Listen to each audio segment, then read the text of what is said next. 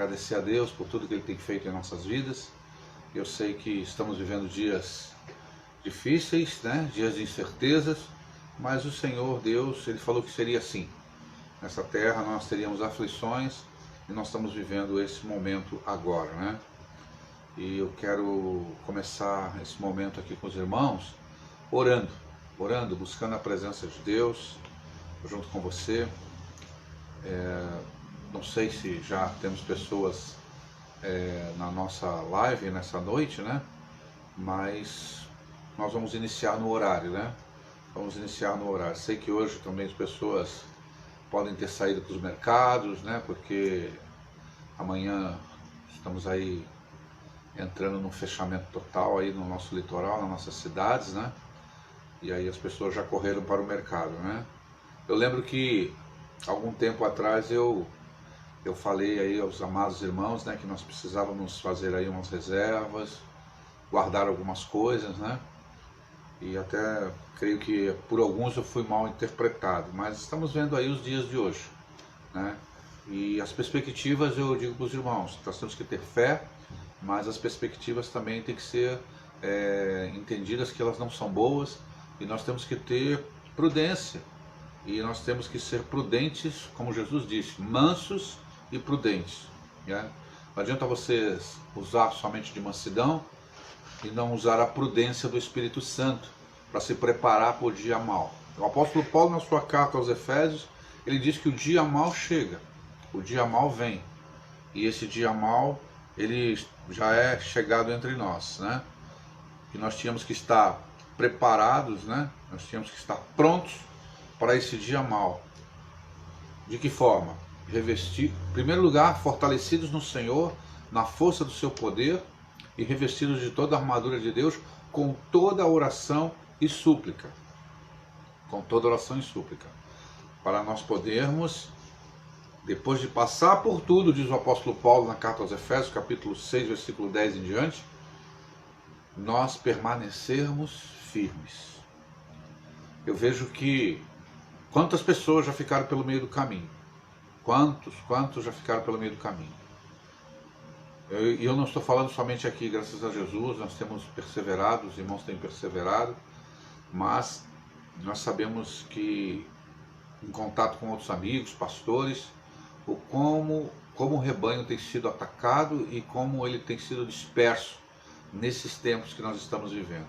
Manter a sua sanidade, manter a sua fé, manter a esperança, né? Manter o amor nesses tempos difíceis vão se tornando cada vez mais difícil se você não se apegar ao nosso Senhor e Salvador Jesus Cristo. Então é isso que nós temos que estar fazendo agora nesse momento. Eu creio que essa tem sido a palavra que o Senhor tem dirigido ao nosso coração. Essa tem sido as palavras que Jesus tem dirigido ao nosso coração. Que nós precisamos estar nos apoiando uns aos outros e juntos, logicamente, com o nosso Senhor e Salvador Jesus Cristo, que apoia todos nós, a nossa igreja.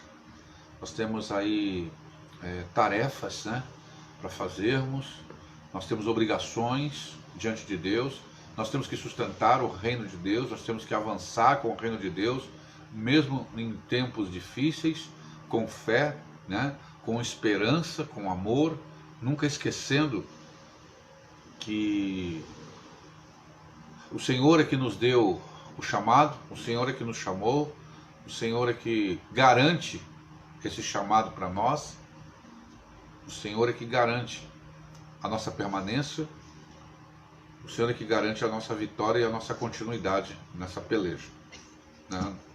Eu sei que aqueles que realmente ficam no meio do caminho nessa peleja é porque realmente não foram chamados, né? Não foram chamados para essa peleja, não foram chamados para essa luta. E quando eu digo essa luta, eu estou dizendo a luta no reino de Deus. Eu não estou falando aqui denominacionalmente, né? Eu estou falando no reino de Deus. O reino de Deus não é somente a Igreja Batista de Osório, a Igreja Batista de Capão da Canoa, ou as igrejas batistas. Não. O reino de Deus é onde está todo servo de Deus, todo aquele que crê no Senhor Jesus Cristo, todo aquele que está voltado, focado, né, na sua salvação, numa vida espiritual, numa vida de amor a Deus, de amor ao próximo, que sabe das suas limitações, que anda em humildade diante de Deus, diante dos homens. Então esse é o cidadão do reino, né? É o homem lá do Salmo 1, né, que é bem-aventurado, que é feliz, porque ele não recebe conselho ímpio e nem anda, né, e nem se assenta na roda dos escarnecedores, mas antes o seu prazer está na lei do Senhor. É o homem também lá de Provérbios 12:25, como eu preguei domingo, como eu preguei ontem na rádio, como hoje eu falei na rádio também, né, que não se abala com más notícias, que enche a sua mente e o seu coração de coisas boas do Evangelho, promessas do Evangelho. Ele está preocupado em estar pronto com o Senhor, né? Estar crendo nas promessas de Deus. Há muitas promessas para nós, irmãos, e essas promessas são difíceis de ser cridas nos tempos de dificuldade. Mas é justamente nos tempos de dificuldades que nós sabemos o quanto anda o termômetro da nossa fé. O quanto anda o termômetro da nossa fé. Se estamos apavorados, se estamos amedrontados, ou se estamos serenos, esperando em Deus, fortalecidos no Senhor e na força do seu poder. Eu queria que você parasse nessa noite e pensasse sobre isso, né? Hoje a palavra que Deus colocou em meu coração para falar para os irmãos é justamente sobre a prova que Ele coloca sobre todo aquele que quer segui-lo. O Senhor nos prova, viu, querido? Há uma prova, sim. Há metas que o Senhor dá. Há distanciamentos, né, que o Senhor coloca para nós examinarmos, né? Para nós pensarmos sobre isso, né? Sobre essas coisas. Se estamos seguindo ao Senhor, quais são as razões do nosso coração em estarmos seguindo o Senhor? Porque uma multidão seguia Jesus. Sempre Jesus atraiu multidões. Jesus não era aquele tipo de pregador que pregava para poucas pessoas, não.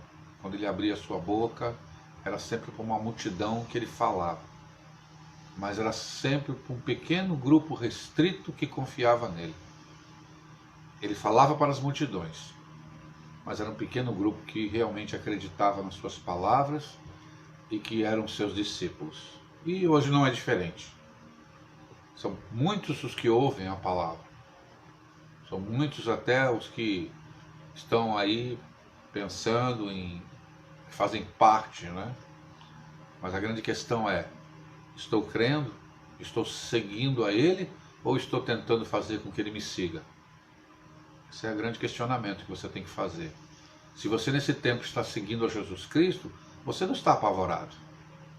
Se você está seguindo a Jesus Cristo na tua vida, você não está amedrontado, encurralado, né, dentro de sua casa. Não, você não está. Você tem esperança. Mas se você não tem certeza de se está seguindo Jesus Cristo, com certeza você está com muito medo nesse momento.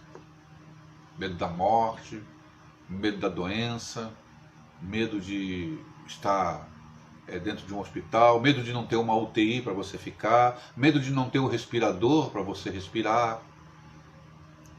São os medos.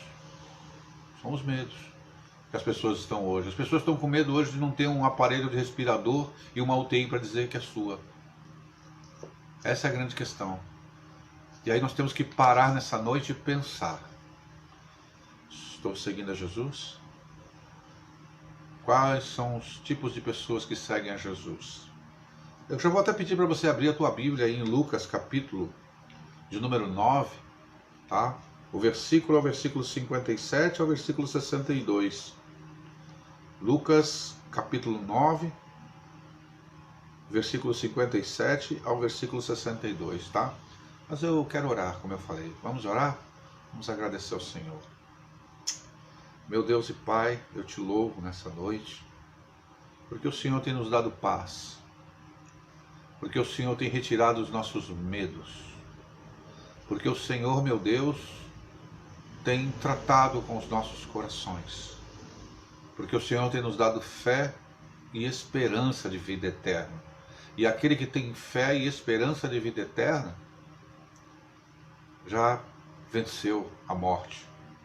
Aquele que acredita nas palavras de Cristo, que diz, aquele que crê em mim nunca morrerá, e aquele que crê em mim, ainda que esteja morto, viverá. ele não pode temer mais nada. Ele está em paz com o seu coração, porque sabe que pertence a Cristo e que até os seus infortúnios nessa terra estão nas mãos do seu Salvador. E que Ele permitirá esses infortúnios, mas Ele nunca, nunca, como bom pastor, ainda que nós andemos pelo vale da sombra da morte, Ele estará conosco, espantando o inimigo e dando apoio no seu cajado para que nós possamos atravessar esse rio, esse vale sombrio. E eu quero orar pelo nosso país aqui agora, orar pelos jovens, orar pelas crianças, orar pelos anciãos desse país, homens, mulheres, pedir que o Senhor tire a loucura do coração dos homens. Que o Senhor tire, Senhor Deus, a loucura do coração dos dirigentes desse país. Que o Senhor tire a loucura dos governantes desse país. E que o Senhor traga a sabedoria, a serenidade. Que o Senhor traga, na verdade, a mansidão ao coração e a fé e a esperança no coração de todo crente. Nós estamos aqui nessa noite, Senhor, para orar, para ouvir a Tua palavra e para dizer que nós Te amamos. Não importa as circunstâncias, nós Te amamos, Senhor. Nós Te amamos. E nós Te amamos porque Tu nos amou primeiro e nos escolheu para que nós fôssemos dar frutos. Que possamos olhar para nossas vidas e ver o que temos frutificado. Como nossas vidas têm sido diante do Senhor. Porque se temos seguido a Jesus Cristo, podemos ter certeza que temos frutos do Espírito Santo para apresentar ao mundo. Agora, se temos seguido a nós mesmos, o nosso coração idólatra, se temos seguido as nossas próprias convicções, não temos nada, Senhor, nada para oferecer ao nosso próximo, nada para oferecer às pessoas e muito menos para oferecer a nós mesmos. Então, meu Deus, nessa noite que o Teu Espírito Santo venha e console os corações e também desperte os corações. É a minha oração em nome de Jesus. Amém. Amém.